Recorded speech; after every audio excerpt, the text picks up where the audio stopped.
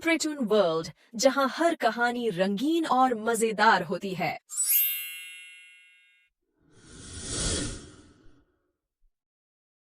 दोनों भाई नाश्ते की टेबल पर बैठे थे। प्रियंका, मेरा नाश्ता कहाँ है? भाभी, मुझे भी ऑफिस के लिए लेट हो रहा है। इस पर प्रियंका किचन में से दोनों के नाश्ते की प्लेट्स लेकर बाहर आती है। लो भाई, आप दोनों का नाश्ता। किसी को भी 1 मिनट का सब्र नहीं है। ये प्रियंका का ससुराल है, जहाँ कोई औरत ना होने की वजह से शादी वाले दिन से ही घर के साथ दोनों भाइयों की जिम्मेदारियां प्रियंका संभाल लेती है। दोनों भाई शांति से नाश्ता कर रहे होते हैं कि अंकुश अपने भाई की प्लेट से पराठे का एक टुकड़ा उठा लेता है। आपको पता है ना, मैं खाना शेयर नहीं करता, फिर भी मेरे प्लेट में से खाना जरूरी है क्या? अरे हद हो गई है, मुझे नहीं खाना अब। अंकुर गुस्से में नाश्ता छोड़कर टेबल से उठ खड़ा होता है। अरे, ये कैसा बिहेवियर है अंकुर?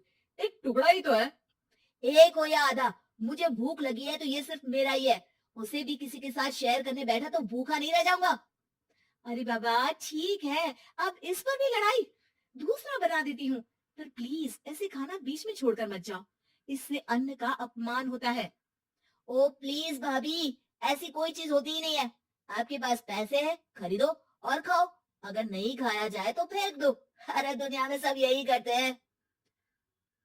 अंकुर बैग उठाकर ऑफिस के लिए चला जाता है, जिसके पीछे उसका बड़ा भाई मायूस सा घर में खड़ा रह जाता है। जिसने बचपन से सोने की चम्मच में खाया हो, उसे दुनिया के बारे में क्या पता होगा? वैसे गलती तो हमारी ही है। अगर कभी बचपन में ही सही गलत का फर्क सिखाया होता तो आज ये हाल नहीं होते। आप फिक्र क्यों करते हैं जी? भगवान है, वो जो भी करता है सबकी भलाई के लिए ही करता है, और जब वो चाहेंगे तो अपनी तरह से अंकुर भैया को भी सब कुछ सिखा देंगे। पत्नी की बात पर विश्वास कर अंकुश भी ऑफिस चला जाता है। सुबह से दोपहर होती है और अंकुर लंच करने ऑफिस के पास वाले रेस्टोरेंट में पहुंचता है, जहां वो एक साथ बहुत सारा खाना ऑर्डर कर देता है। सर, क्या कोई आपको ज्वाइन करने वाला है? नहीं तो क्यों? अब कुछ नहीं सर, ऐसे ही।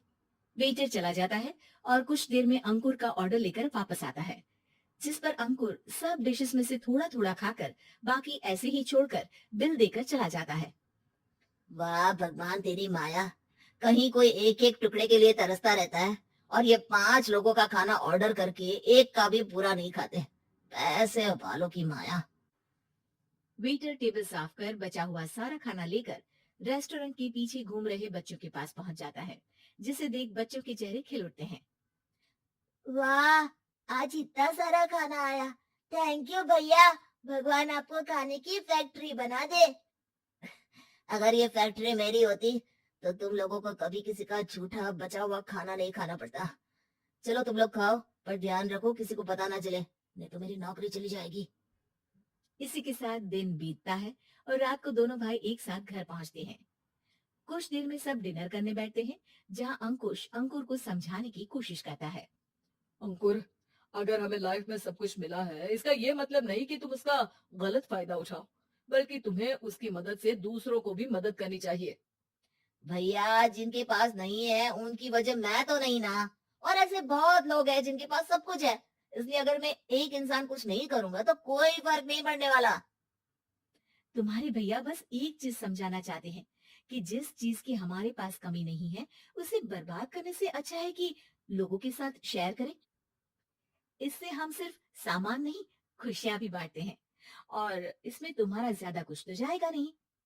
भैया भाभी की बात सुन अंकुर कुछ बोले बिना उठकर चला जाता है। इसी तरह दिन बीतते रहते हैं, जिसमें अंकुश और प्रियंका कोशिश तो बहुत करते हैं, पर अंकुर पर किसी भी चीज का कोई असर नहीं पड़ता। एक दोपहर अंकुर सैंडविच खाते हुए सड़क के किनारे चल रहा होता है। तभी उसकी नजर आइसक्रीम वाले पर पड़ती है और वो सैंडविच सड़क किनारे फेंक आइसक्रीम खरीदने पहुंच जाता है। अब इसे कहते हैं जिंदगी का सुख। जैसे ही अंकुर आइसक्रीम लेकर पीछे मुड़ता है, तो एक आदमी को सड़क से वही सैंडविच उठाते हुए दिखता है। वो आदमी बहुत कमजोर, गरीब, जैसे बहुत दिनों से खाना ना खाया हो वैसा लग रहा था। अंकुर उसके पास जाकर खड़ा हो जाता है। उसे देखकर आदमी सैंडविच अंकुर की तरफ कर देता है। आपको भी खाना है क्या? क्या हम इसे आधा आधा कर ले? मुझे बहुत भूख लगी है। वो मेरा ही झूठा सैंडविच है, तुम दूसरा खरीद कर क्यों नहीं खा लेते? इसे क्यों खा रहे हो? अरे भैया, अगर खरीदने के पैसे होते तो 4 दिन से भूखा नहीं घूम रहा होता। हैं? क्या तुमने 4 दिन से कुछ नहीं खाया, फिर भी इस आधे सैंडविच को मेरे साथ बांटने के लिए तैयार हो गए? क्यों? अरे भैया, पैसा नहीं है तो क्या हुआ, इंसानियत आज भी उतनी महंगी नहीं हुई और ना ही उस पर अमीर गरीब का टैग लगा है जो हम उसे रख ना सके।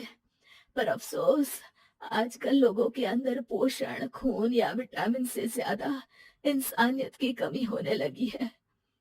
आदमी की बातों से अंकुर को समझ में आ जाता है कि वो आज तक कितना गलत काम करता आ रहा था।